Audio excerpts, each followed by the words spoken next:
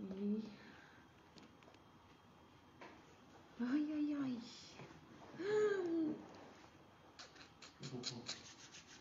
Meu Deus. Live, tipo assim, né? Preciso gravar um vídeo para pôr lá no canal do YouTube. E eu preciso fazer de alguma forma, então eu vou fazer por live, porque, né, gente, mãe de gêmeos não tem tempo de ficar gravando vídeo, então a gente vai fazer por live. Quem chegar aí, chegou, vai acompanhar uma big live, porque eu vou falar sobre Justino de Roma. Eu tô muito, muito ansiosa pra falar sobre esse cara, gente. Essa live tá pronta, ó, tempão. E eu não conseguia tempo pra vir gravar. Então, agora surgiu um tempinho, os gêmeos dormiram. Eu falei, agora eu gravo esse negócio, entendeu?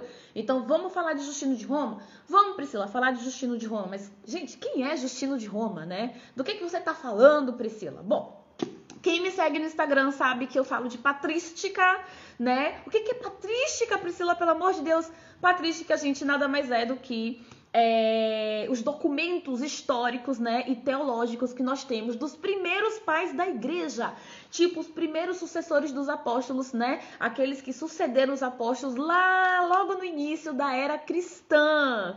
Então, assim, quem estuda patrística estuda desde o século I até o século VIII, né, a gente vê aí todo o desenvolvimento da igreja, do cristianismo nos 8 primeiros séculos, que é considerado a igreja antiga, né, e é lá que a gente vai descobrir como é que a igreja primitiva pensava, como é que a igreja primitiva vivia, né? Como é que era a doutrina da igreja primitiva, né? E aí a gente consegue descobrir, né? Já que eles estão ali grudadinhos nos apóstolos, né? Como eles realmente aprenderam dos apóstolos, né? Como fala lá o apóstolo Paulo, né? Vocês aprendem de mim pelas cartas escritas e aprendem de mim oralmente, por aquilo que eu ensino oralmente. Então, os apóstolos tinham discípulos, né? E os discípulos iam, então, sucedendo os apóstolos, né? Ou os apóstolos iam aí colocando seus discípulos como bispos nas diversas regiões onde eles iam evangelizando, né? Aí até os confins da terra, que naquela época era o Império Romano. Então, é dessa galera que a gente fala quando a gente fala de patrística, né? O que os discípulos dos apóstolos falaram? O que eles aprenderam dos apóstolos? E aí a gente consegue ter até uma visão das Sagradas Escrituras muito mais muito mais certeira, né? Assim, como que realmente, o que significa realmente as palavras de Cristo, o que ele quis dizer, né? Quando ele fala, por exemplo, isto é o meu corpo, né? Ou isto é o meu sangue, né? Aquele que comer de mim, né, não morrerá. O que isso significa mesmo, né? O que a igreja realmente pensava? Então é disso que a gente está falando. E hoje, então, vou falar de Justino de Roma, né? Gente, quem foi Justino de Roma? Justino de Roma, ele nasceu e viveu entre o ano 100 e 165 depois de Cristo.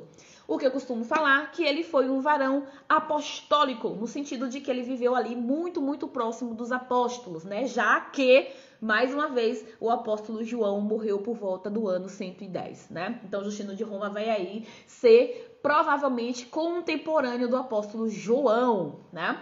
Ele nasceu por volta do ano 100, se converteu por volta do ano 132, né?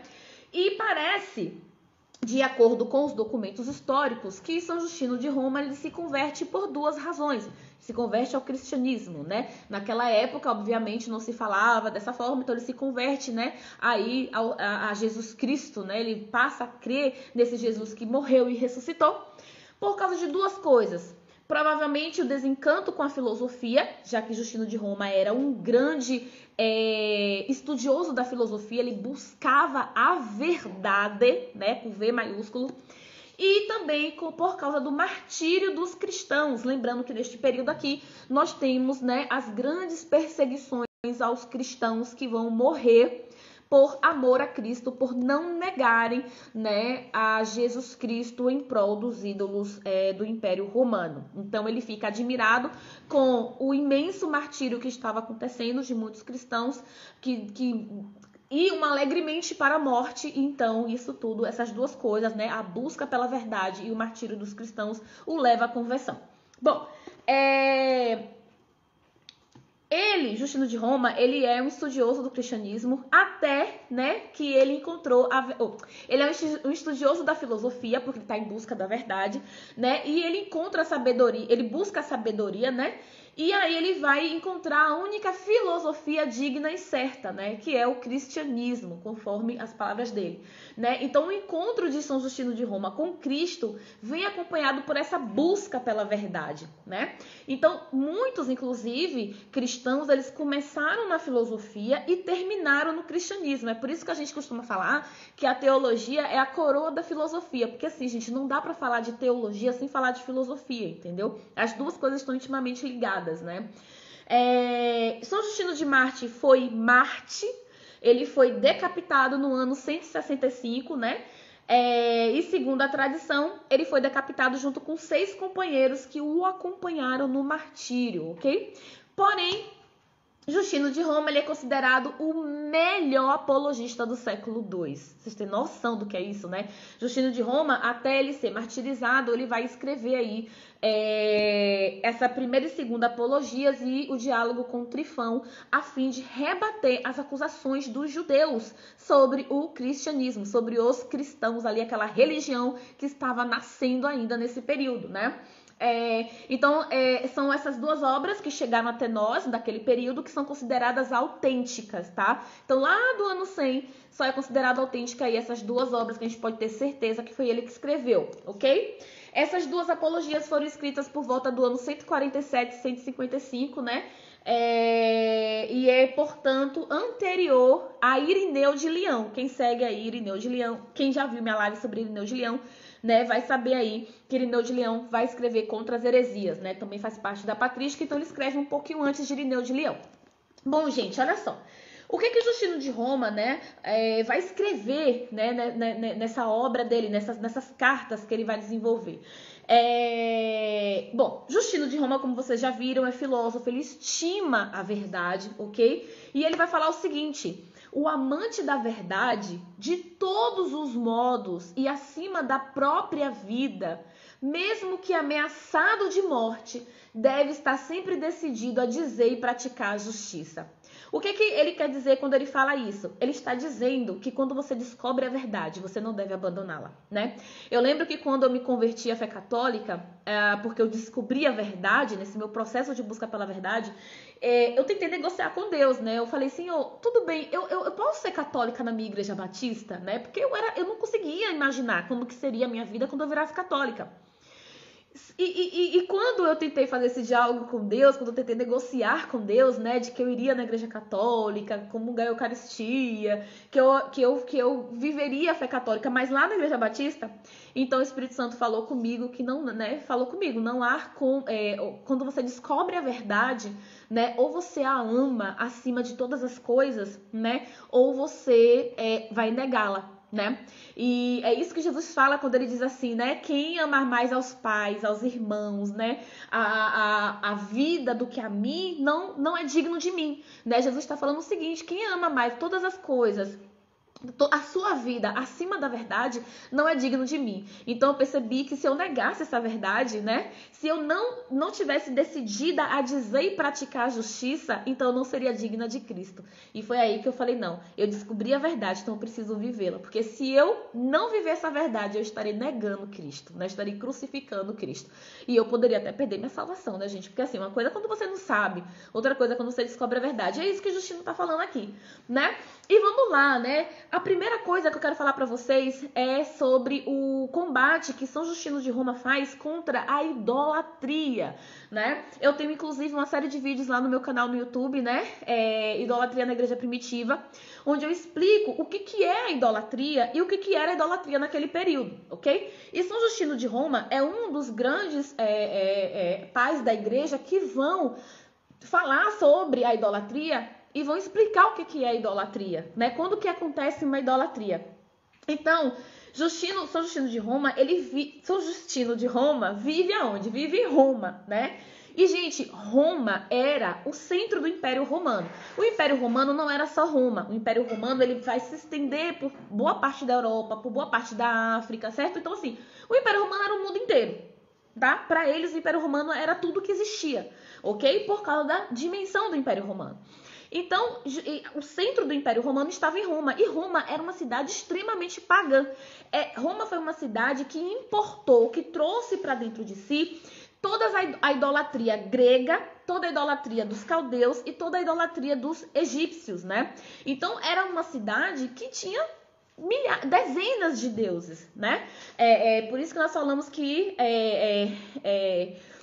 Roma é uma grande Babilônia, né? No caso, a Roma do Império Romano era uma grande Babilônia, porque ela tinha muitos deuses, ok?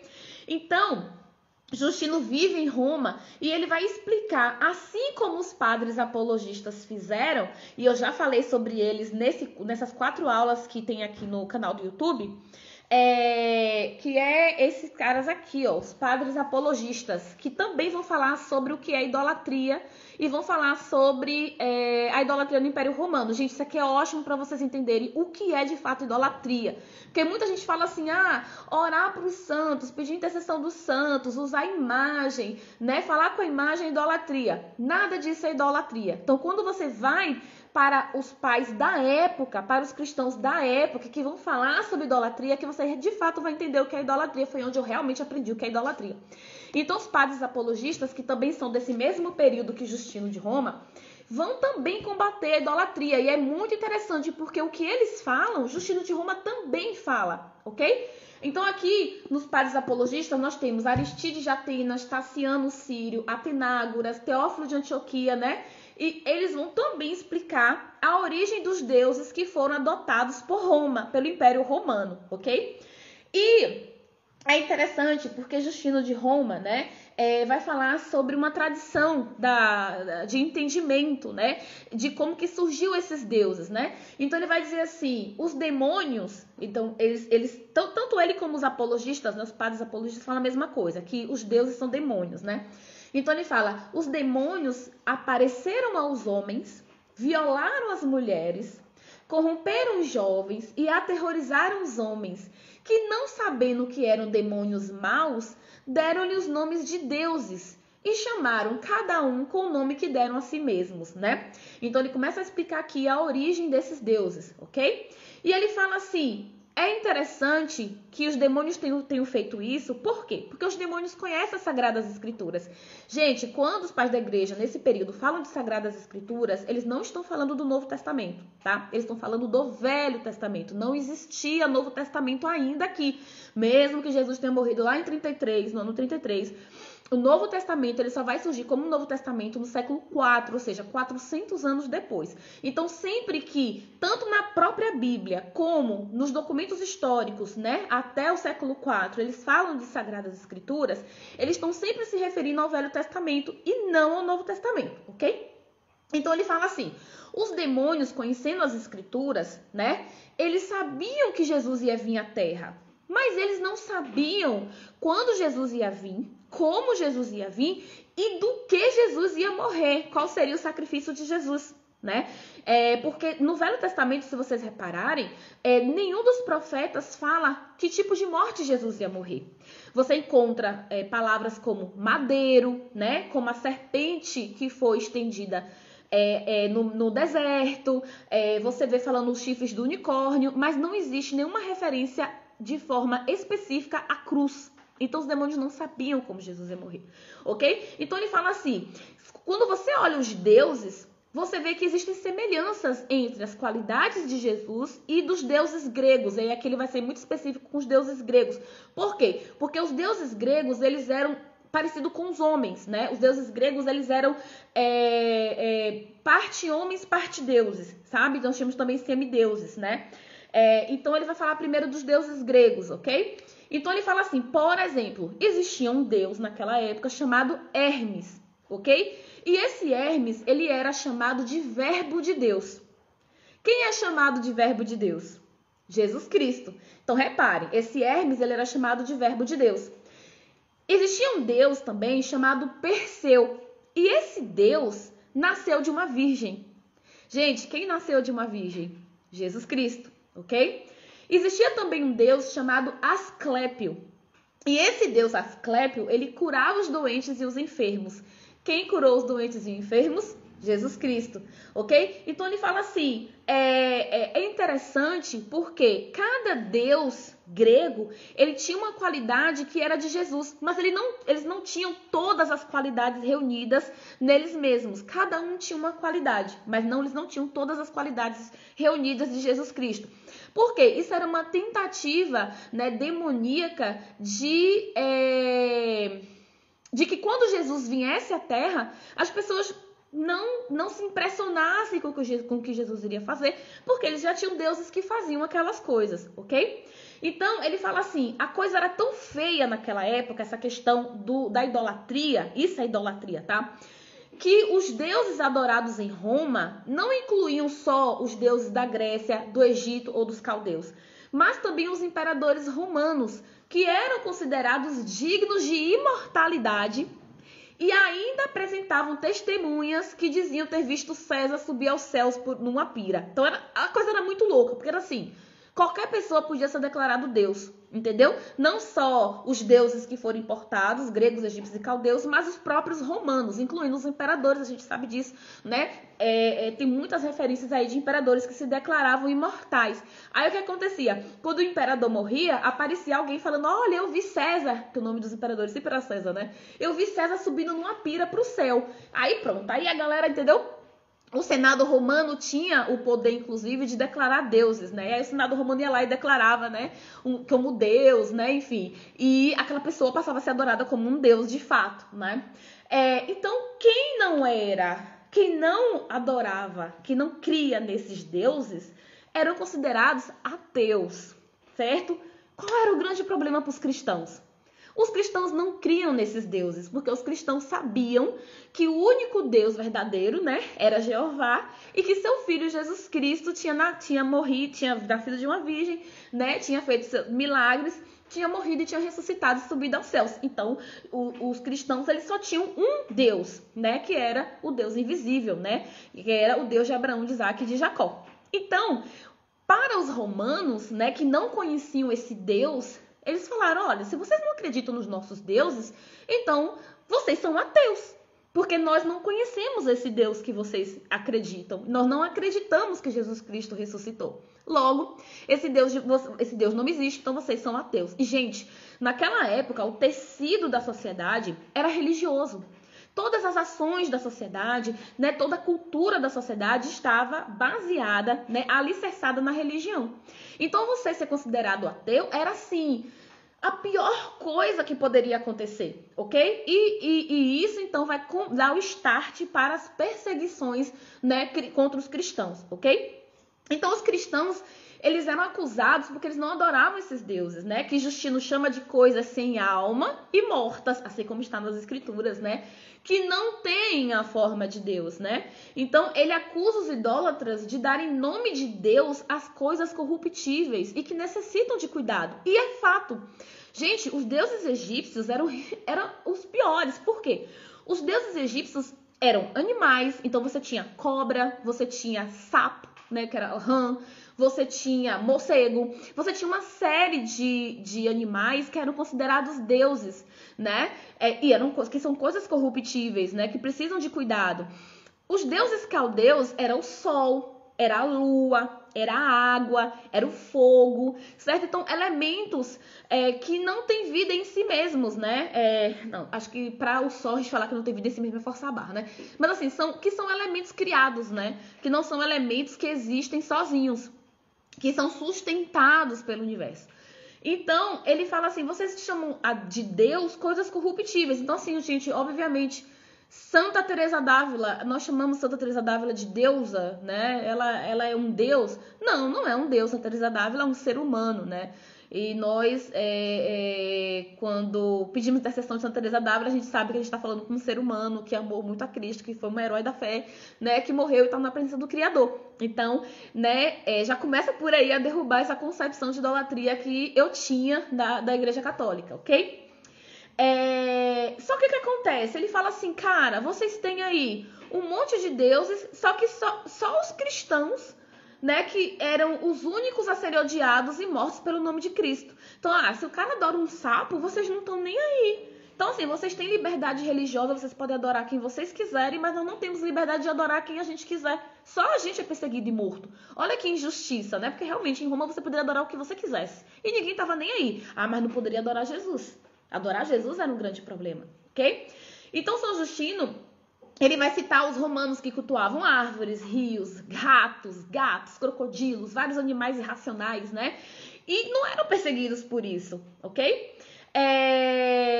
E aí ele vai falar de Sócrates, até ele cita Sócrates que ao tentar revelar a verdade, né, aos homens, ele foi executado como ateu e como ímpio. Eu não sei se vocês sabem, né, mas nós podemos dizer que Sócrates, Platão, Aristóteles, né, eles provavelmente descobriram a verdade, né, e existe até aí algumas correntes teológicas que defendem que eles foram salvos, ok? Então ele fala, né, mesmo depois da gente provar que Cristo ascendeu aos céus, que Cristo morreu, que Cristo ressuscitou e que Cristo foi elevado aos céus, vocês ainda continuam a decretar honra a esses deuses, né? E ele cita então Simão Samaritano, né, que foi não lembro se ele era judeu, acho que sim, que realizava prodígios mágicos. E esse Simão, ele impressionou tanto, né, o Sacro Senado e o povo romano, que ele foi tido como Deus, porque o Império Romano, o Senado Romano tinha esse poder de declarar alguém, uma pessoa mesmo, como eu e você, como Deus. E ele foi tido como Deus, ele foi honrado, né, com uma estátua à beira do rio Eufrates, e ainda recebeu uma placa que dizia Simão, Deus Santo. Então, assim, gente, estão entendendo o que é idolatria, entendeu? Aí você fala, cara, o que isso tem a ver com os santos da Igreja Católica? Nada a ver, nada, zero, né? E aí ele vai citar as imoralidades que o povo romano cometia em nome desses deuses. Porque assim, gente, para esses deuses existia cultos, né? Então você tinha cultos, você tinha escrituras sagradas, né? Você tinha histórias de como eles criaram o mundo, certo? Você tinha lá o culto específico para esses deuses, onde era feito sacrifício para eles, tudo isso. Então ele fala assim, gente, vocês usam crianças de forma torpe, né, nos cultos de vocês. Mulheres, andrógenos, pervertidos, né, à disposição em cada região do império, né? Vocês fazem união entre parentes e irmãos, né? Os pais prostituem seus próprios filhos, suas próprias mulheres. Então existia muita imoralidade no culto aos deuses, né? Pagãos, né? E ele fala, os cristãos são acusados porque não adoram esses deuses, não praticam não fazem essas práticas, né? E nós somos acusados, né? Nós somos perseguidos por isso, não faz sentido, né?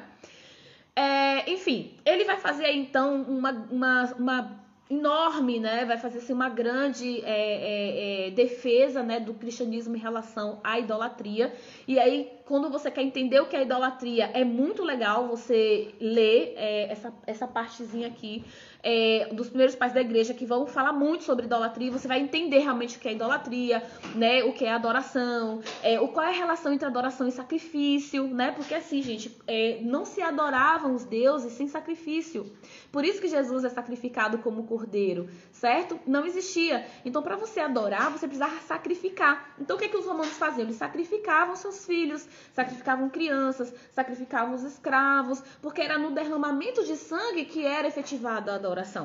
Então, quando você começa a entender isso, você começa a entender por que Jesus teve que ser sacrificado, por que Jesus foi imolado como um cordeiro, por que nós temos o corpo e o sangue de Cristo, né? E aí a gente vai entendendo, aí você também começa a entender por que Deus, né, no Velho Testamento, mandava que se matasse 2 pombinhas, a rolinha, né, a ovelha, a cabra, né? Tudo isso está relacionado, o sangue está relacionado diretamente ao ato de adoração. E isso não morre com o passar do tempo, né? Essa ainda é uma realidade até os dias de hoje. Então, assim, ler os pais da igreja é maravilhoso para você entender de fato o que é idolatria, o que é adoração, qual a relação dela com o sacrifício, e também você entender por que, né, a veneração aos santos que nós temos na nossa igreja não é uma idolatria. Assim, fica muito claro que não é.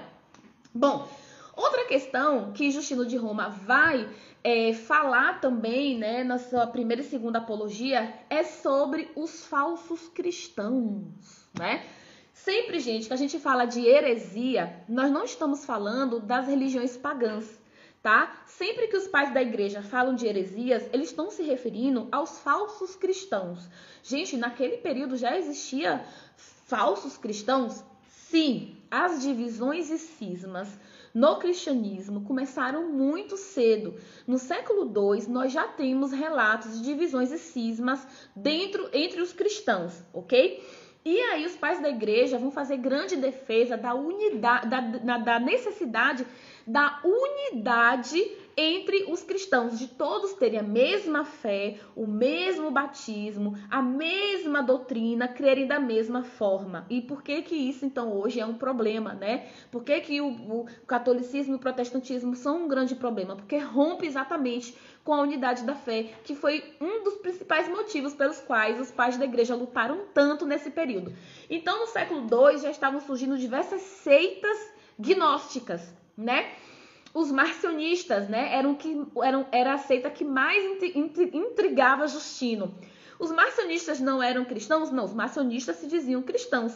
Porém, eles faziam ensinamentos diferentes dos ensinamentos dos pais da igreja, dos sucessores apostólicos, ok, gente? Ou seja, do Santo Magistério, né? E ele fala que esses marcionistas, eles falavam que eles eram cristãos, mas Marcião, que era o chefe dessa heresia, ele negava a existência do Deus criador e guerreiro lá do Antigo Testamento, né? Em benefício apenas do Deus bondoso e misericordioso, né? Gente, essa é uma heresia que quando você olha para hoje, para os dias de hoje, você fala, nossa, o marcionistas ainda existem. Porque quando você, né, essa coisa nova era, né, de que, mas Deus é amor, Deus não condena ninguém, né, então Deus é bom, então essa coisa de focar só no Deus amoroso, no Deus bondoso, no Deus misericordioso, em detrimento da justiça de Deus, é uma heresia, tá? Então, Deus, ele é tudo isso, ele é bom e misericordioso, mas ele também é justiça. E a gente não pode esquecer disso, né? Então, essa conversinha que rola hoje, que as pessoas ficam, mas Deus é amor, Deus não vai condenar uma pessoa porque ela tá fazendo uma coisa assim, assado. Essa conversa já existia há muito tempo, desde o início dos séculos, e essa conversa é uma grande heresia. Ele fala que outras seitas diziam que Jesus era homem nascido de homem. Então, outras seitas negavam a divindade de Jesus, falavam que Jesus foi só um profeta. Então, nós temos ainda hoje, né, aí algumas denominações evangélicas, protestantes, que fazem essa afirmação, né? Até os próprios evangélicos nem consideram também, acham que chamam de heresia, porque realmente, assim, né, Jesus foi um profeta, não é o filho de Deus. É uma grande heresia, né? Até os protestantes creem nisso, pelo amor de Deus. E Justino diz, existem pessoas que se dizem cristãos e confessam Jesus crucificado como Senhor e como Cristo, mas, por outro lado, não ensinam a doutrina de Jesus, né? Eles estão cheios do espírito de erro, né? Gente, aí ele vai citar, né, os marcionistas, vai citar os valentianos, os basilidianos, os saturnilianos, né? E vai chamar todas essas heresias de seitas, ok? Ele fala, esses que se chamam cristãos, né? Eles se chamam cristãos, mas eles são hereges, que ensinam blasfêmias, impiedade e insensatez. Quando eu estudei Justino de Roma, já tem muito tempo que eu estudei Justino de Roma, eu me perguntei, eu falei, mas baseado em quê? Ele diz que essas pessoas estão fazendo ensinamentos errados. Claro, se você botar a cabeça para pensar, você vai pensar, se ele está dizendo que todas essas seitas, né, são heresias, é porque existia uma doutrina já que era a doutrina certa, que era a doutrina correta. Então, não era livre exame, né? Do Antigo Testamento, no caso. Não era livre entendimento, certo? Não era só a escritura, no sentido de que realmente não era só a escritura, né, gente? Porque nem tinha a escritura como a gente conhece hoje. E não era livre exame, porque existia uma doutrina que era considerada a doutrina verdadeira, que era aquela que foi ensinada pelos sucessores apostólicos que ouviram o ensinamento diretamente da boca dos apóstolos, ok? E aí, ele também vai fazer ele vai falar sobre a mutilação das escrituras. Por quê? Porque já era comum naquela época que essas seitas pegassem as Sagradas Escrituras, que era o Velho Testamento, e mutilasse as Escrituras, retirasse das Escrituras aquilo que ia contra a doutrina deles. Estão entendendo? Semelhanças, né?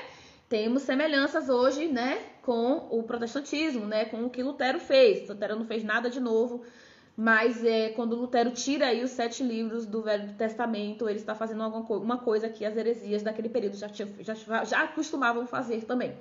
Então, Justino acusa os mestres judeus de eliminar completamente muitas passagens da versão dos 70 anciãos, que é a Septuaginta, que demonstra que esse Jesus crucificado foi claramente anunciado como Deus e homem e que havia de ser crucificado e morrer. Então, não sei se vocês sabem, mas Lutero, quando ele se separa da Igreja Católica, quando ele rompe com a Igreja, ele adota uma versão do Velho Testamento, que foi exatamente uma versão feita pelos judeus, que, para se diferenciar dos cristãos, eles retiram todos os livros que foram escritos em grego. E depois do ano 70? Não, depois do livro de Esdras, eles retiram tudo que foi escrito depois do livro de Esdras e em grego do Velho Testamento, né? Como é o nome, gente, da versão dos judeus? Eles não chamam de Velho Testamento, eles chamam de Torá, né? Meu marido tá aqui, gente, do meu lado, eu vou pescar com ele as palavras que eu vou esquecendo. Ele retira da Torá exatamente para se diferenciar dos cristãos. Por quê? Porque muitos judeus estavam se convertendo ao cristianismo. Então, quando Lutero rompe com a Igreja Católica, Lutero adota essa versão mutilada, né, da Torá como a Bíblia, né? E é essa versão mutilada que os protestantes evangélicos têm hoje, ok? E aí ele vai falar algumas passagens que foram mutiladas já nessa época, né? Ele fala que repara que ele nem fala do Novo Testamento, porque não tinha mesmo, pra vocês entenderem o que eu tô falando. Ele fala que vários comentários de Esdras tinham sido retirados pelos líderes judeus. Ele fala de várias passagens de Jeremias. Ele fala do Salmo 96, né? Eles falam que eles não eliminaram o Salmo 96, mas eles eliminaram curtas expressões, como, por exemplo, do alto do madeiro, né? Então ele fala, vocês vão excluindo aquilo que dá a entender algo diferente do que vocês ensinam, entendeu? E assim, gente, é sério, a patrística dá pra você trazer muito pros dias de hoje, porque tem muita semelhança com o cisma da Reforma Protestante, sabe? Em relação à Igreja Católica. É assim, é impressionante. Outra coisa que Justino de Roma vai falar é sobre o mérito das obras, né? Parece que tá rolando uma conversa aí de um pastor famosinho que disse que os católicos não creem na salvação pela fé, mas na salvação pelas obras, o que é uma grande mentira, né? Porque os católicos creem na salvação pela fé, né? Que vem sempre acompanhada das obras, né? Que é o mérito do cristão, né? As obras. Olha que Jesus mandou a gente fazer várias obras o tempo todo. Enfim. Então ele fala, né? Ele faz algumas objeções nas apologias, né? Ele fala da importância das obras para a salvação, né? E fala também do livre-arbítrio. Então tem algumas vertentes aí também protestantes que falam que não existe livre-arbítrio, né? Que nós somos predestinados desde a eternidade a amar Jesus ou não, né? Aí pro céu, pro inferno. Que nós já nascemos com o nosso destino traçado. E Justino de Roma, bem antes de Santo Agostinho, vai falar sobre o livre-arbítrio e vai falar também sobre a importância das obras para a salvação. Como São Tiago fala, a fé sem obras é morta. Então não adianta você falar que tem fé e não ter as obras, né? Não obedecer aos ensinamentos de Cristo, né? Que são as obras, no caso, que são as obras. Quando a gente fala das obras, é obedecer a Cristo, né? A transmitir em ações aquilo que a gente professa. Então, quem fala aí, acho que Lutero, ele falava, né, peques muito e creias muito mais, né? Esse é um ensinamento completamente contrário às Sagradas Escrituras, às palavras de Cristo e também aos ensinamentos dos pais da igreja. Então, Justino afirma a importância das obras, do mérito para a salvação. Ele fala, recebemos a crença de que Jesus concederá a sua convivência, tornando incorruptíveis aos homens que por suas obras mostrarem-se dignos de Deus, né? Então ele está falando, não adianta dizer que ama a Deus, né? Que ama Jesus e não ter obras. Ele fala também, devemos escolher por livre escolha, nada de livre-arbítrio ou de predestinação, é livre escolha, através das potências racionais, né? A fé que nos é apresentada. Gente do céu, quando ele falou isso, imediatamente eu lembrei de Santa Teresa d'Ávila. Quem já viu minhas lives aqui no YouTube, eu tenho 7 aulas sobre as moradas da alma, né? E eu falo sobre as potências racionais, né?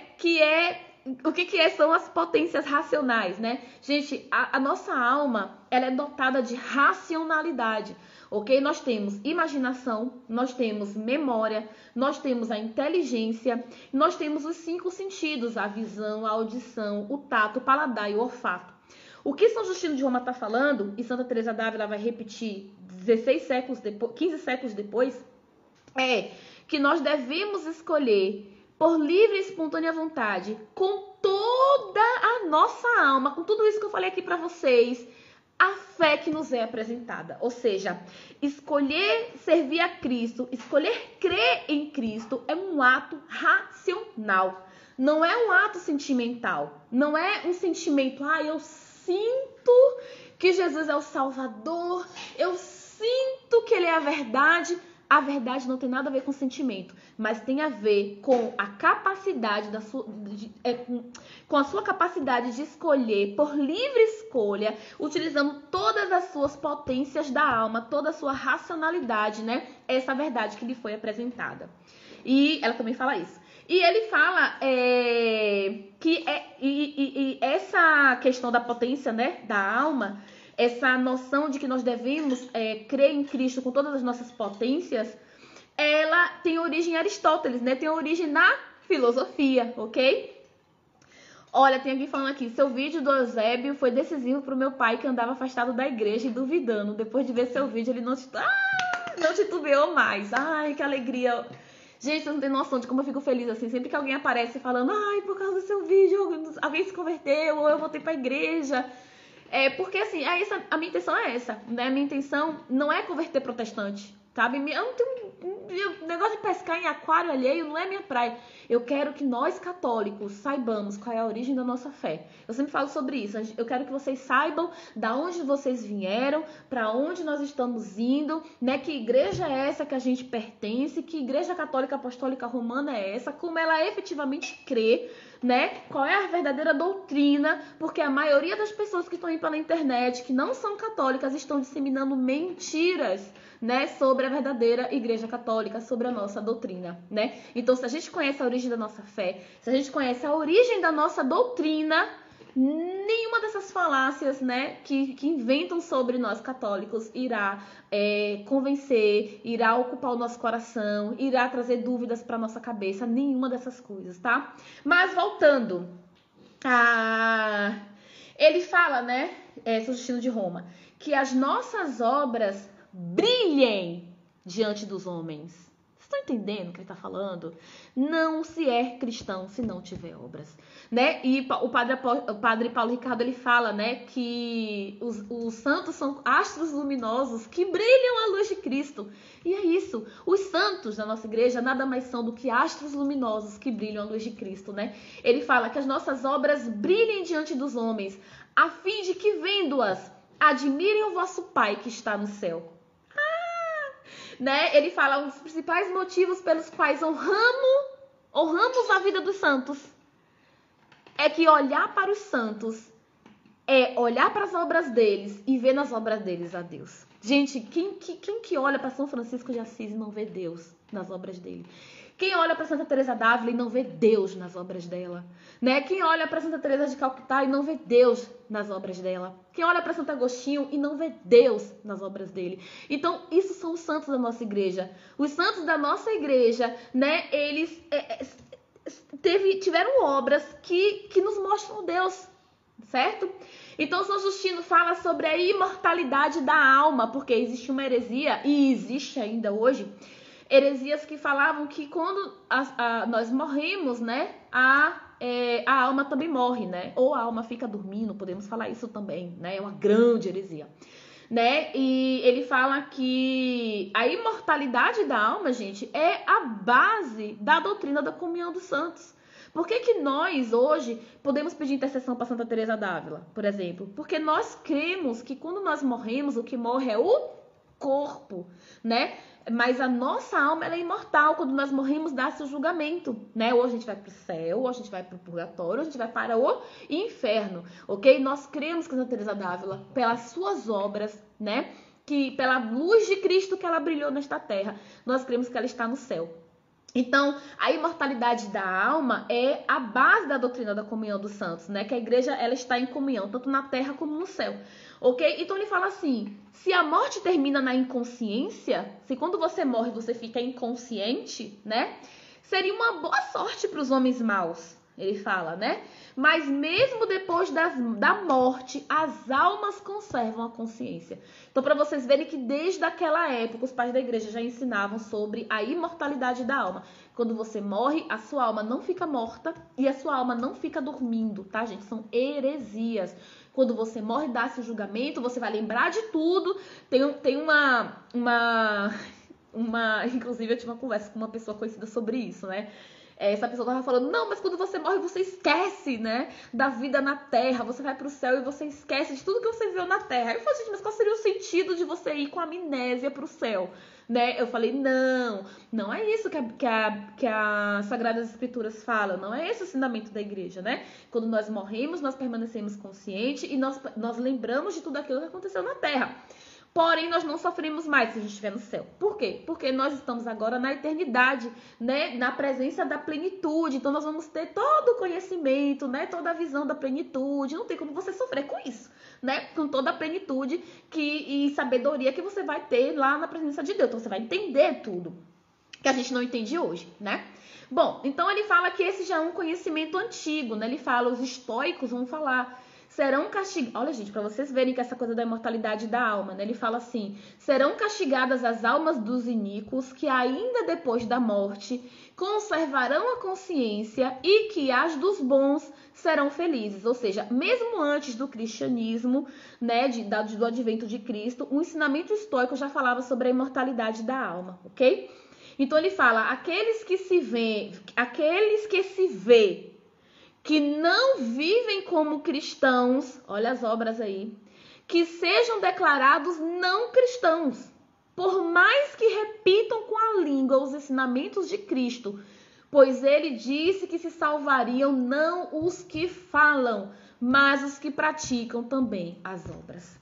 Então, assim, não adianta você falar que você é crente, que você é católico, que você é evangélico, que você é protestante, se você não vive o evangelho. Se você não vive o ensinamento de Cristo.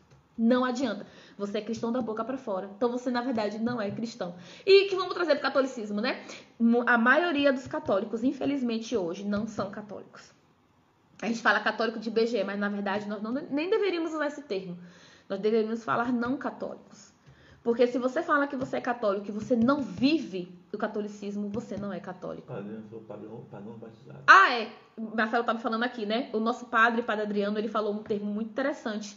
Na homilia da semana passada, ele falou que nós temos na Igreja Católica muitos pagãos batizados. Porque a maioria dos católicos são pagãos batizados. São batizados, mas vivem como pagãos. Logo, se morrerem, né, gente? A gente já sabe o destino dessa galera aí. E... mais interessante ainda, São Justino de Roma, ele faz uma referência ao purgatório, né? Que muita gente fala que não existe porque não entende o que é o purgatório, acha que o purgatório é um lugar, né? Gente, o purgatório não é um lugar. O purgatório é um estado da alma. Outra coisa, purgatório. Tem gente que fala que o católico não acredita no inferno, né? Fala que todo mundo que morre vai pro purgatório, que é uma segunda chance de salvação. Mentira, tá? Muita gente morreu sem obra, morreu sem crer em Cristo, morreu fora da fé, vai pro inferno, tá? Não se iludam. O purgatório é um estado da alma para aqueles que morreram salvos, né? Porém, não estavam vivendo uma vida de santidade o suficiente para encontrar diretamente com Deus, que é todo santo, todo puro, todo poderoso, né? Então, essas almas passam por um estado de purificação, né? Por um estado ali do fogo abrasador, que vai purificar aquela alma de todas as impurezas, de todo o pecado, né? De tudo aquilo que ela não conseguiu se livrar durante a vida, né? De todos aqueles pecados recorrentes que ela morreu cometendo, que ela nunca conseguiu se santificar o suficiente. Então, ela vai para o purgatório ali para terminar seu processo de santificação, para aí sim encontrar com Deus. Então, isso é só para quem morre salvo, quem morre perdido, quem morre ímpio, quem morre pagão, vai para o inferno, ok? Então, São Justino de Roma, aí a gente mostra na Bíblia onde estão essas passagens que fazem referência ao purgatório. Porque assim, as pessoas falam, onde é que está o nome purgatório na Bíblia? Gente, pelo amor de Deus, eu acho isso assim tão básico, né? Tipo assim, é que nem Santíssima Trindade. Procura Santíssima Trindade na Bíblia. Não existe essa palavra na Bíblia, né? Então, na verdade, esses são nomes que resumem uma doutrina, entendeu? Então, onde que está a doutrina na Bíblia? É isso que a gente tem que procurar, não nomes. É coisa de criança, sabe? Ficar, ai, mostra aqui na Bíblia onde é que está o nome purgatório. Não, eu quero o nome batismo no purgatório. Eu quero o nome batismo infantil. Não, eu quero o nome Santíssima Trindade. A gente tem que entender que esses nomes resumem doutrinas. O que a gente tem que procurar na Bíblia é a doutrina, né?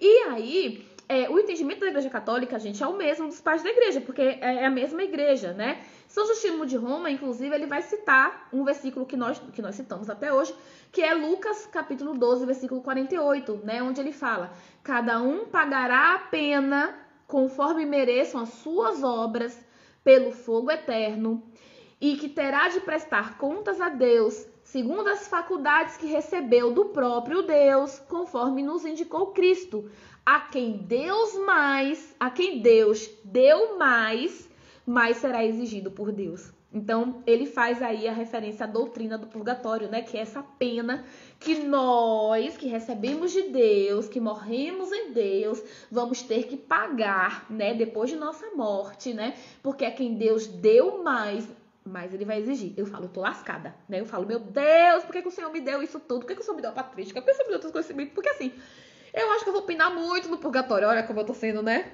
Altiva. Não vou pro inferno. Em nome de Jesus, né? Vou pro purgatório. A gente é demais, né? Vou pro purgatório. Então, eu falo, eu vou ficar muito tempo no purgatório. Por quê? Porque eu sei de muita coisa e tenho muita dificuldade em colocar muita coisa dos ensinamentos dos pais da igreja, dos ensinamentos da igreja, dos ensinamentos de Cristo em prática, né? Então, é isso que ele tá falando aqui. Então, São Justino afirma que os castigos e tormentos, assim como as boas recompensas, são dadas a cada um conforme as suas obras. Então, gente, quando a igreja fala dos méritos das obras, está falando disso, né? Ele está falando, olha, quando você morrer, você vai ser julgado por aquilo que você fez. O que Jesus fala, né? Muitos falam de Senhor, Senhor, mas eu direi que não vos conheço. E eles vão falar, mas Senhor, em seu nome nós evangelizamos, em seu nome nós visitamos os enfermos, em seu nome a gente fez aquilo outro. Então, o quê? Ele está falando das obras, né? As pessoas tem o rico, o jovem rico que pergunta, né, Senhor, como é que eu posso servir mais? E ele fala, vende todas as suas coisas, se você quer ser perfeito, né? Vende todas as suas coisas, dá de caridade aos pobres. Jesus sempre está falando das obras, né? Então ele fala, se não fosse assim, né? Mas tudo acontecesse por destino, então aí ele fala do livre-arbítrio, né? Dessa teologia da predestinação, que já existia. Ele fala assim, nossa, se tudo acontece por destino, se você está predestinado, então não existe livre-arbítrio. Então, se uma pessoa morre porque ela não escolheu amar a Deus, é porque ela nasceu predestinada a não amar a Deus. Aí ele fala, que justiça existe nisso? Que justiça existe em uma pessoa que nasce predestinada a ir para o inferno? Sabe? E assim, gente, isso derruba completamente a teoria da predestinação. E é impressionante porque isso aqui foi escrito no século II. Eu falo, gente, o cara lá no século II já estava combatendo o calvinismo. Sabe? E assim, nossa, essa teoria pra mim é a teoria mais sem pé nem cabeça do universo, assim, mas tudo bem, né? Muito respeito pelos calvinistas. Bom, ele fala, se já está determinado que um homem seja bom e outro homem seja mau, então nem o bom merece elogio, nem o homem bom merece elogio, porque ele já nasceu predestinado a ser bom. Então qual é o mérito que você tem nisso? Zero. Nem o mal merece vitupério. Ou seja, nem o mal merece ser castigado, porque ele já nasceu predestinado a ser ruim. Então ele fala, se o ser humano não tem o poder de fugir por livre escolha do que é vergonhoso e escolher o belo, ele não é responsável por nenhuma de suas ações, meu amigo. E aí é o motivo pelo qual eu não sou calvinista. Se uma pessoa nasce mal, eu não posso nem julgá-la por ser má. Se uma pessoa nasce boa, que mérito existe na bondade? Nenhuma. Vocês estão entendendo qual é o grande problema da teologia da predestinação, dessa loucura que é o calvinismo? Né? E São Justino de Roma vai direto pra gente. É sério, eu acho que os pais da igreja foram assim, inspirados. Deus falou assim, não, vamos escrever para as heresias de agora e vamos escrever para as heresias de 2000 anos na frente. Porque é impressionante como você consegue assim enxergar, sabe, os erros doutrinários e teológicos estão espalhados por aí, né? Então ele fala, Deus conhece de antemão tudo que será feito por todos os homens, né? E é decreto dele recompensar cada um segundo os méritos de suas obras. Você escolhe ser bom. Você escolhe ser mal. E você vai ser recompensado pelas escolhas que você fizer, pelas obras que você praticar. Sim, Fernando falou aí, está no Catecismo da Igreja Católica. Óbvio, gente, o Catecismo da Igreja Católica é um grande resumo da patrística. Não, eu como estudiosa da patrística, eu abro o catecismo e eu falo, ai, papai, tem Santa Teresa d'Ávila aqui, tem Santo Agostinho aqui, tem Irineu de Leão aqui. O próprio catecismo vai citando, né? Os pais da igreja, né? O Pedro perguntou, em qual livro da patrística que fala sobre predestinação? Gente, vamos lá. Nenhum livro da patrística fala sobre predestinação, porque não existe predestinação. A maioria dos livros da patrística fala sobre livre-arbítrio. Você vai encontrar em Justino de Roma, você vai encontrar em Irineu de Leão, você vai encontrar em Santo Agostinho, você vai encontrar em Santo Atanásio, você vai encontrar em Eusébio de Cesareia. Basicamente todo mundo, gente. Todo mundo fala sobre livre-arbítrio, nunca sobre predestinação. Quando eles falam sobre predestinação, é rebatendo, chamando a teologia da predestinação de heresia. Então, o calvinismo é uma grande heresia, combatida, desde o século II, ok? Outra coisa legal de São Justino de Roma, ele fala sobre o batismo, né? Eu também tenho um vídeo aqui no YouTube onde eu falo sobre o batismo na igreja primitiva. Eu faço um grande levantamento de tudo que eu já estudei da patrística. Vocês sabem que a patrística não é um livro só. A patrística é uma coletânea no Brasil de 44 livros. Ela é muito maior do que isso, que abrange do século I ao século VIII. Eu estudei até o século V, mesmo assim ainda tem alguns furos que eu tô preenchendo, certo? E eu faço um vídeo no YouTube falando sobre o batismo na igreja primitiva, e São Justino de Roma também fala sobre o batismo. Inclusive nesse vídeo eu cito ele, mas aqui eu quero falar especificamente do que ele falou, ok? Justino, ele narra o processo de arrependimento e o batismo dos novos convertidos, tá? Então ele vai falar assim, como é o processo do batismo de quem se converte? Ele fala, os novos convertidos são catequizados, ou seja, eles são instruídos, são ensinados na doutrina em primeiro lugar, ok? Eles jejuam e oram pedindo perdão a Deus pelos pecados anteriormente cometidos. Eles são conduzidos a um lugar onde há água, qualquer lugar, tá, gente? Não precisa ser um rio, nem um mar, nem piscina, qualquer lugar, tem que ter água. O elemento do batismo é a água, ok? E aí eles são batizados pelo banho da regeneração. E aí ele fala, o novo cristão passa a se congregar na comunidade junto com os outros irmãos. Então ele tá falando do batismo quando o batizado já é adulto. Porque naquela época, a gente tá falando de... As pessoas iam se convertendo, né? Então, as pessoas iam se convertendo e elas iam sendo batizadas. Então ele fala como é o processo. E ele fala, assim são perdoados os pecados anteriores. Assim são perdoados os pecados anteriores, né? Ele fala... Vocês sabem que eu era batista, né? E como batista, nós acreditamos que o batismo é um símbolo, tá? E o batismo, ele não é um sacramento, ele não tem um efeito em si mesmo, tá?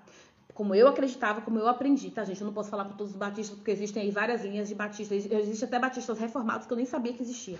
Então, vocês falam como eu aprendi, ok? E aí, o São Justino de Roma, ele fala uma coisa que foi lá no cerne do meu espírito batista.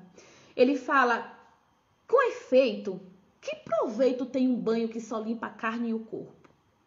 Ele fala, se é só um símbolo, se não tem efeito real, é só um banho. Que só limpa a carne. Você tomou, mergulhou na água, sai limpa dali. Se é só um símbolo, qual é o sentido? E aí ele fala, o batismo regenera. Primeiro, o batismo perdoa do pecado original, que é o pecado da desobediência, o pecado de Adão e Eva. Primeira coisa. Segundo, o batismo limpa todos os pecados que você cometeu até o dia do batismo. São jogados no mar do esquecimento. Quando você se batiza adulto, o dia do seu batismo é o dia que você sai zerada. Você fala assim, Senhor, me leve agora! Se o Senhor me levar agora, eu vou pro céu, não tem purgatório. Vocês estão entendendo? É o melhor dia da sua vida para morrer. É o dia do seu batizado.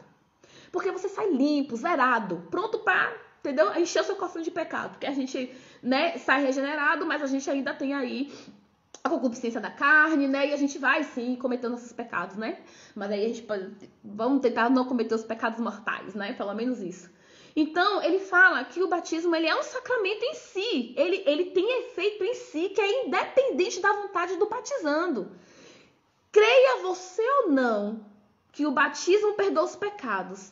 Mesmo que você não creia, quando você se batiza, seus pecados são perdoados. Porque o batismo é um sacramento em si mesmo. Ele tem efeito em si mesmo. Ele não é só um símbolo. E isso fica claro em todos os pais da igreja. O entendimento que eles têm do ensinamento do batismo, que eles aprenderam dos apóstolos, é exatamente esse. Isso é impressionante, né? E aí ele fala uma coisa interessante sobre o batismo. Ele fala assim, os demônios, eles sabiam que o batismo tinha sido anunciado pelos profetas, né? Você vai lá para o Velho Testamento e se fala no batismo. E ele fala que na idolatria do Império Romano existia algo parecido com o batismo. Os idólatras, antes de entrar nos templos pagãos lá, dos deuses deles, né? Eles se aspergiam com água antes de oferecer os sacrifícios aos deuses. Que o sacrifício que é adoração. Certo? Lembrando, não é musiquinha, não é louvorzinho, não é oração, não é levantar a mão para o céu. Isso não é adoração. Isso faz parte, obviamente, né, do processo de adoração, de louvar, mas não é a adoração em si. A adoração em si acontece mediante o sacrifício. Né? Aí que vem a Eucaristia, que é o pão e o vinho, o corpo e o sangue de Jesus. Ok? Então ele chama de banho de salvação e explica que o batismo é a água da vida ao qual Jesus se referia. Então, quando Jesus falava da água da vida, Jesus estava falando do batismo, tá? Então, o batismo em si mesmo, ele é a água da vida. E aí vem uma coisa que eu amo, que é a Eucaristia, que eu sempre falo, gente, se a Igreja Católica tivesse toda errada, toda, se ela tivesse como é que o povo fala? Se desviado, né, da verdade do Evangelho, como o povo fala, ainda assim, eu teria que ser católica. Por quê? Porque a única igreja cristã que tem a Eucaristia, corpo e sangue de Cristo, é a Igreja Católica. E quando você estuda a história da igreja primitiva, quando você vai lá para o século I, quando você vai lá para o ano 90, para o ano 100, é corpo e sangue, gente. Não, eu tenho uns 2 ou 3 vídeos lá no YouTube sobre a Eucaristia. Quem quiser ver realmente, assim, né, as grandes descobertas que eu fiz, é que eu vou falar só de Justino de Roma. Mas assim, como era dada a Eucaristia no ano 150? Ano 150! Época apostólica. Vamos lá. Ele vai citar como é que era feito nas reuniões, tá? Prestem bem atenção no que eu vou falar. Ele vai dizer, ele vai narrar, ele vai falar. Depois das orações, os irmãos davam o beijo da paz uns nos outros, né? Então eles se cumprimentavam, davam o beijo da paz.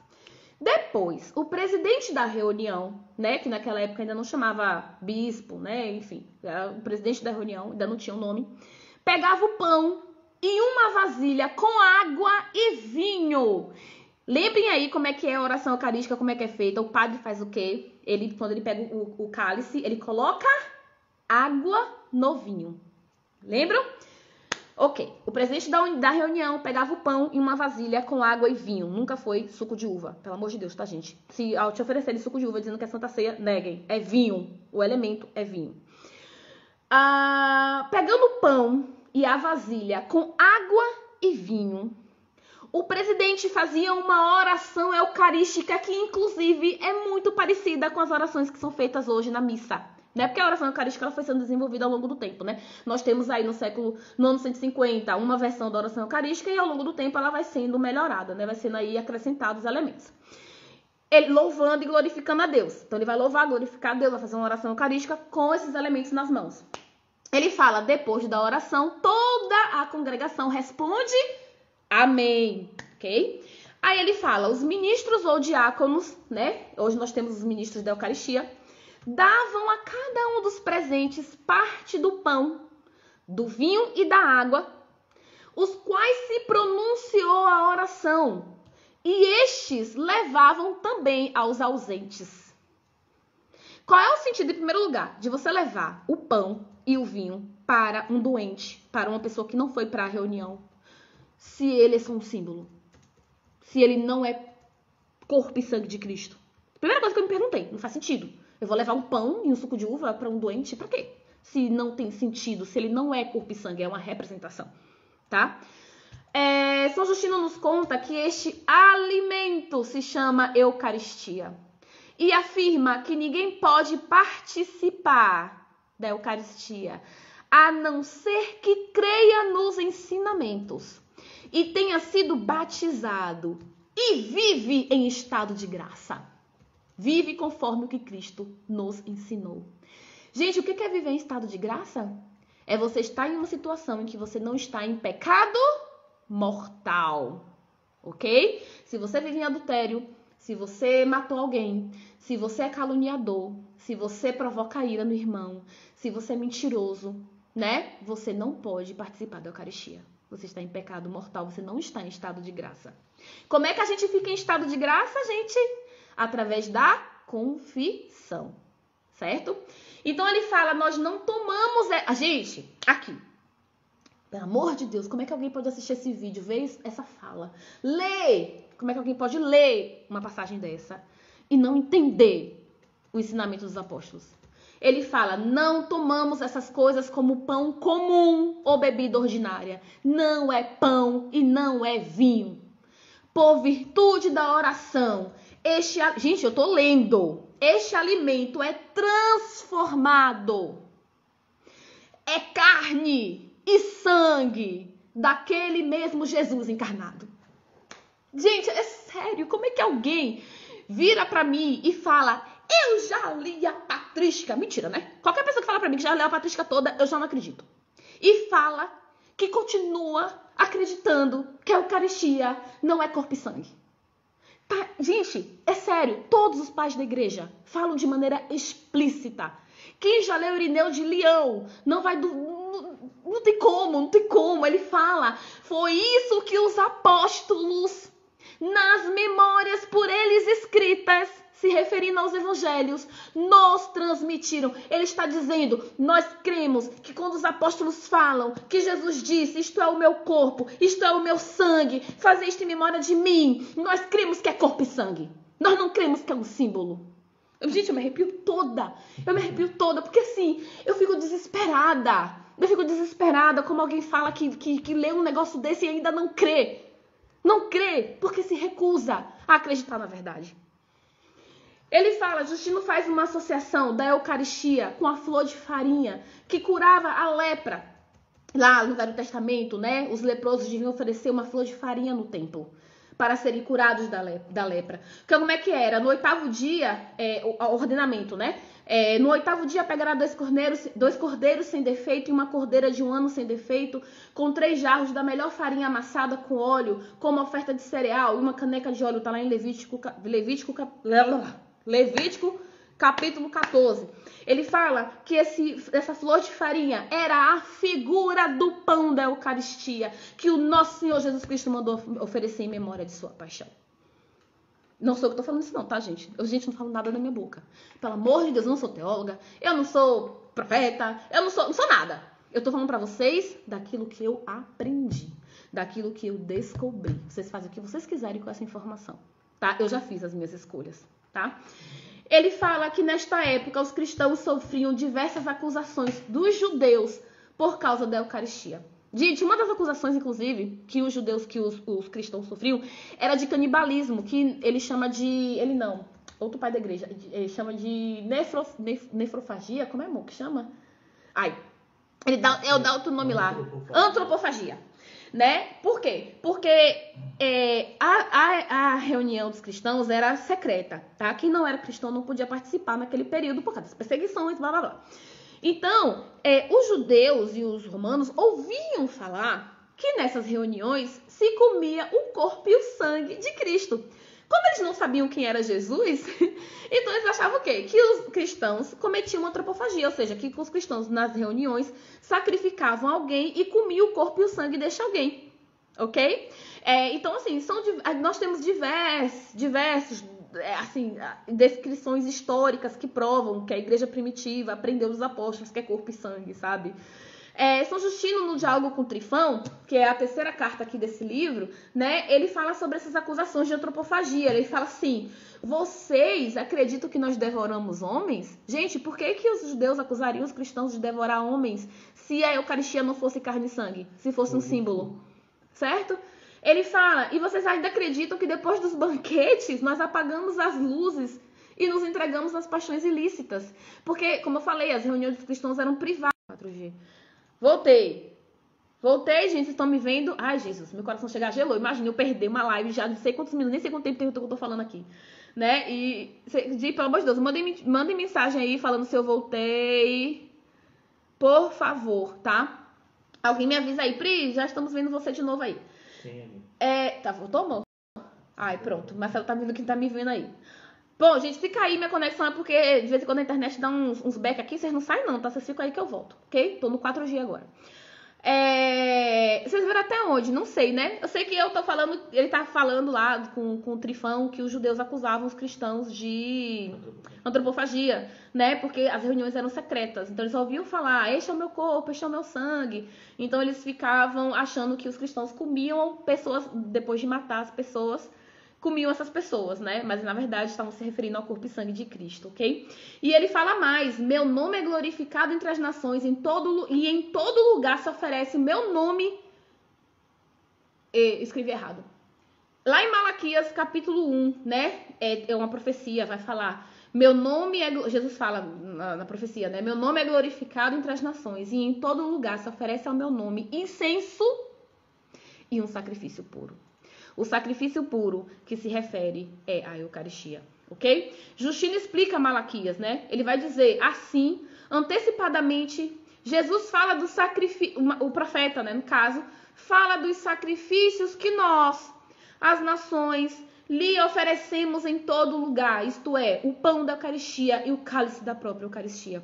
Então, Justino vai falar, em todo lugar nós oferecemos um sacrifício. O que é sacrifício que eu falei para vocês? Sacrifício é adoração. Nós adoramos através do sacrifício. E qual é o sacrifício que existe até os dias de hoje? Qual é a forma que nós temos de adorar Jesus? É através da Eucaristia. Porque na eternidade... Poxa, velho. Até no 4G? Voltou agora. Gente do céu, tá acontecendo alguma coisa que minha internet tá babando aqui. Eu tô com medo de perder essa live. Tá? Qualquer coisa eu volto, mas eu salvo essa daqui. Ele fala, Justino explica Malaquias 1. Ele fala, assim antecipadamente, fala dos sacrifícios que nós, as nações, oferecemos em todo lugar, isto é, o pão da Eucaristia e o cálice da própria Eucaristia, né? Ele diz, Deus testemunha que lhes são agradáveis os sacrifícios oferecidos em nome de Jesus Cristo, os sacrifícios que este nos mandou oferecer, isto é, o da Eucaristia, do pão e do vinho, que os cristãos celebram em todos os lugares da terra. Então, quem fala que a Eucaristia não é um sacrifício está cometendo uma heresia, porque desde... Tá reconectando. Tá no 5G. E mesmo assim tá caindo. Peraí, gente, deixa eu ver aqui o que tá acontecendo. TIM. Não, tá no TIM. Wi-Fi. Deixa eu botar no Wi-Fi. Tô no 5G, tô no 4. No 5. Salve, então começa de novo. Você já vê isso aí. Gente, voltou. Não sei o que tá acontecendo. Mas sua internet tá caindo? Não. Pois a minha tá caindo.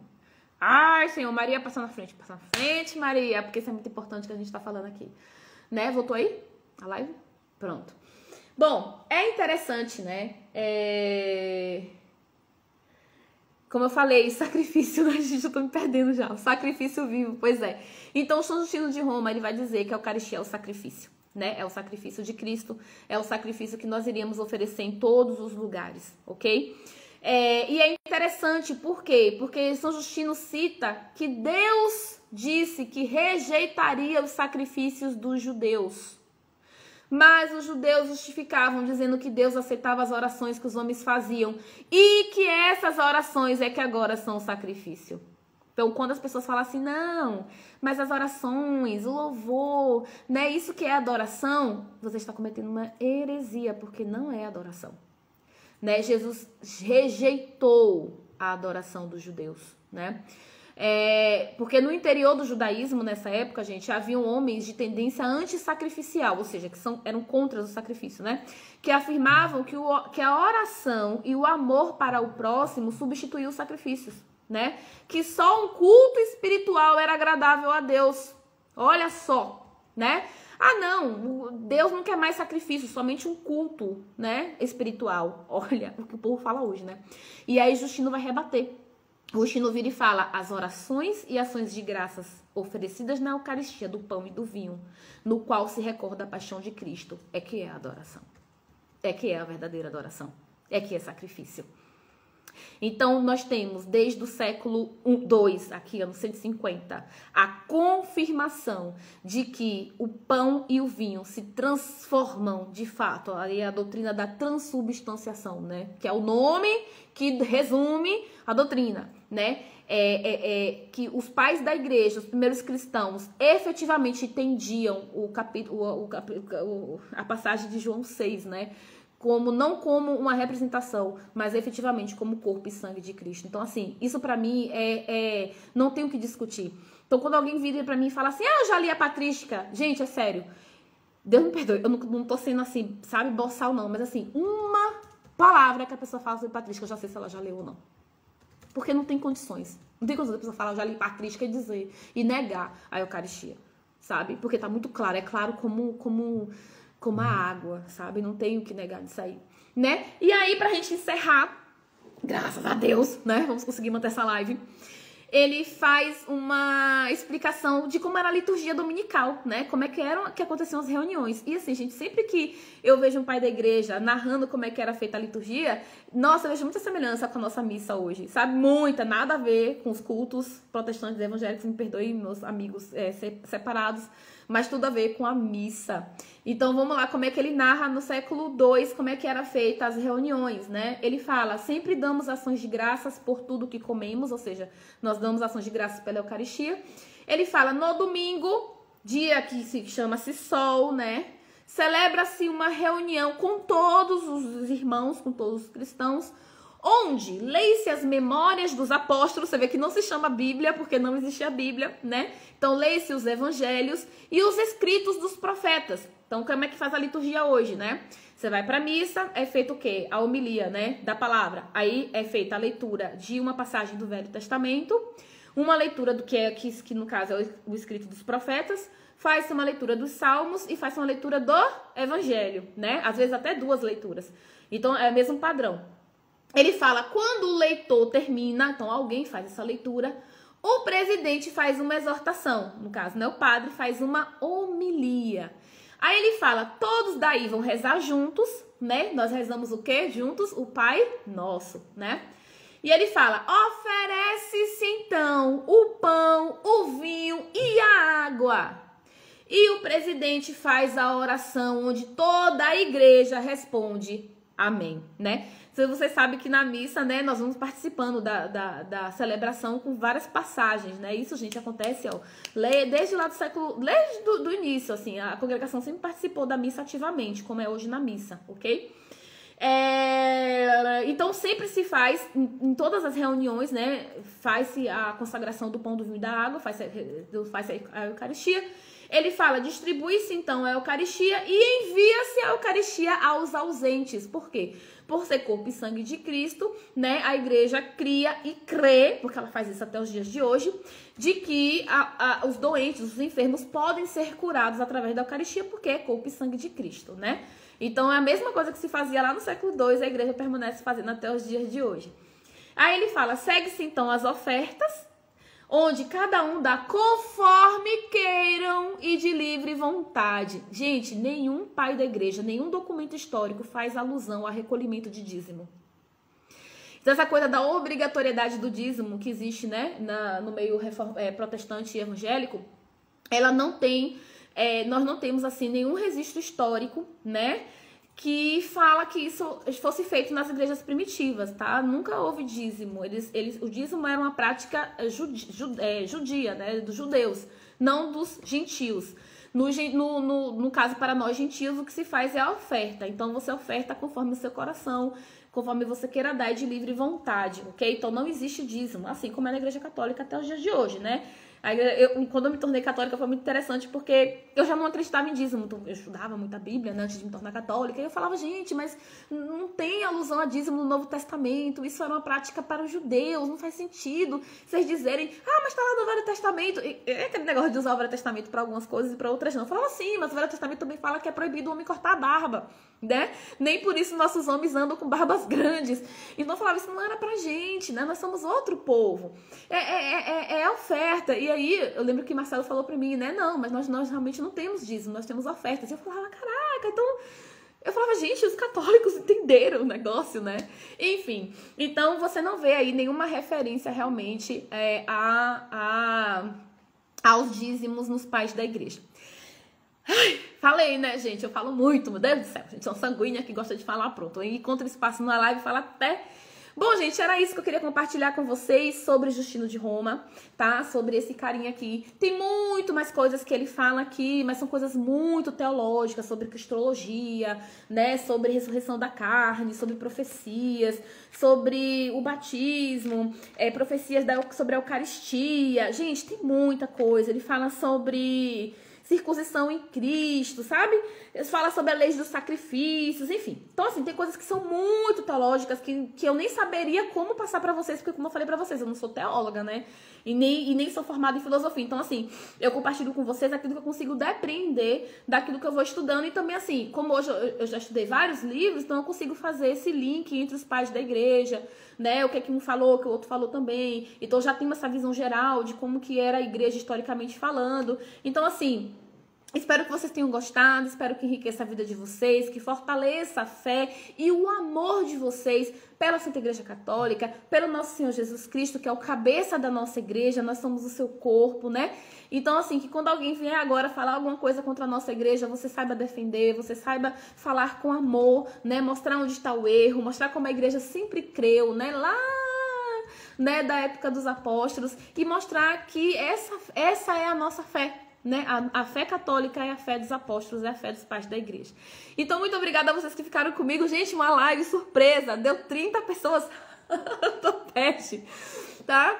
Grande abraço, fiquem com Deus, que Deus abençoe a vida de cada um de vocês. Até a próxima. Alguém perguntou se eu já tinha falado sobre vãs repetições. Eu já gravei o Rios, tá? Mas eu vou liberar amanhã, tá, gente? Por causa de uma questão de horário, tá? Me perdoe, mas amanhã, assim, no máximo no início da tarde, eu tô liberando com a explicação, ok? Beijo, fiquem com Deus, que Deus, nosso Senhor Jesus Cristo, nos abençoe e nos guarde, Nossa Senhora nos proteja. Abraço, a live vai ficar salva só agora e amanhã vai pro YouTube, ok? Valeu, beijo, tchau.